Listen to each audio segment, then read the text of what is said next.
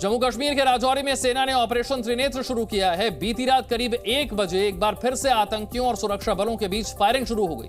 कल सुबह 7:30 बजे से इस इलाके में रुक रुक कर गोलीबारी हो रही है। सेना के 5 जवान शहीद हो चुके हैं।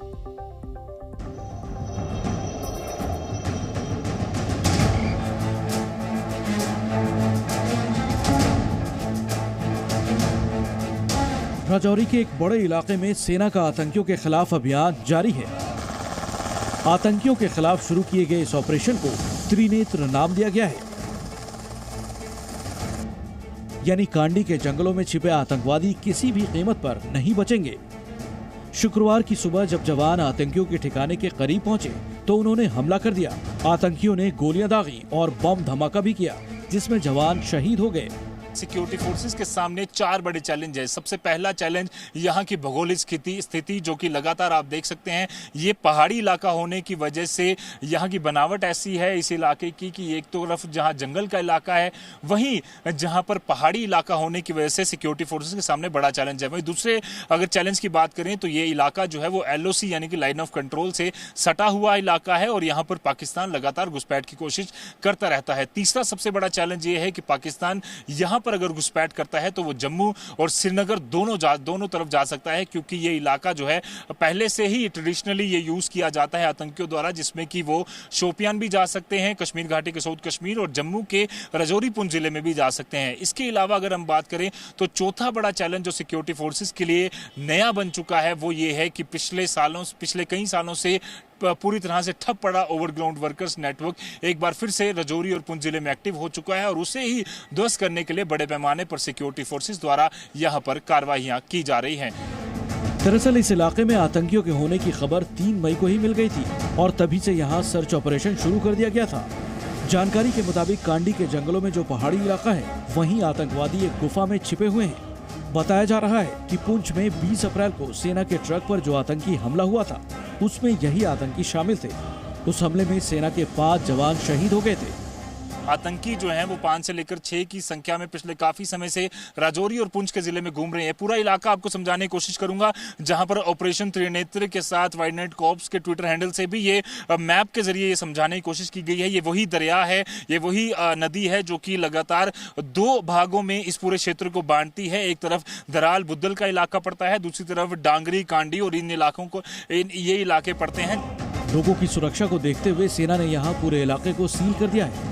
मोबाइल इंटरनेट सेवा बंद कर दी गई है। इलाके के लोगों से भी पूछताछ की जा रही है। इस दौरान जंगली इलाका होने की वजह से कड़ी निगरानी के लिए आसमान में सेना के हेलीकॉप्टर निगरानी करते नजर आए। आतंकियों की इस कायराना हरकत पर राजौरी में रहने वाले लोग भी बेहद गुस्से में आ गए। पाकिस्तान को घेरते हुए इलाके के लोगों ने उन्हें सबक सिखाने की सरकार से अपील की।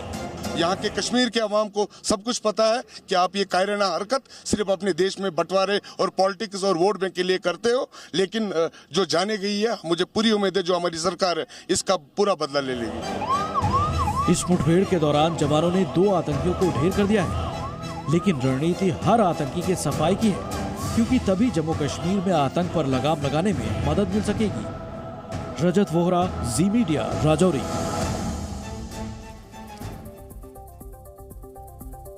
मेरे 2 सहयोगी इस वक्त मेरे साथ जुड़ रहे हैं। श्रीनगर से खालिद मेरे साथ हैं और राजौरी जहां पर इस वक्त ऑपरेशन त्रिनेत्र चलाया जा रहा है वहां से रजत मेरे साथ जुड़ रहे हैं। सबसे पहले रजत, सेना की सहन शक्ति खत्म हो रही है, देश के सब्र का बांध टूट रहा है, ऑपरेशन त्रिनेत्र को लेकर ताजा अपडेट क्या है?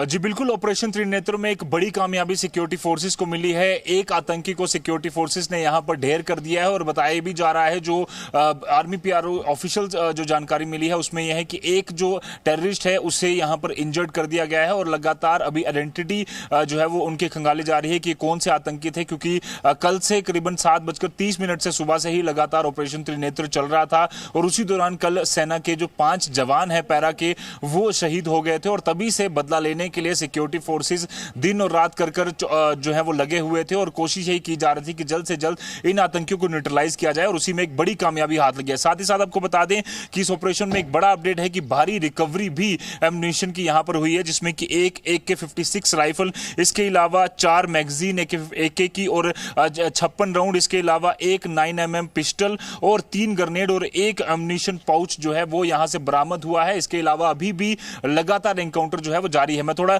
भौगोलिक स्थिति यहां भी बताने की कोशिश करूंगा, मेरे वीडियो जर्नलिस्ट लगातार आपको दिखाएंगे। इसी इलाके में यहां से करीबन 100 मीटर दूर जो एनकाउंटर है वो लगातार जारी है, रुक रुक कर अभी भी फायरिंग की आवाज जो है वो आ रही है। आपको बता दें कि ये वही इलाका है जहां पर यहां से कुछ किलोमीटर दूर 1 जनवरी को यहां पर डांगरी में जो है वो हमला किया गया था आतंकियों द्वारा और उसमें मासूम लोगों की जान जो है वो चली गई थी और उसके बाद से लेकर लगातार आतंकियों की तलाश जो है वो की जा रही है।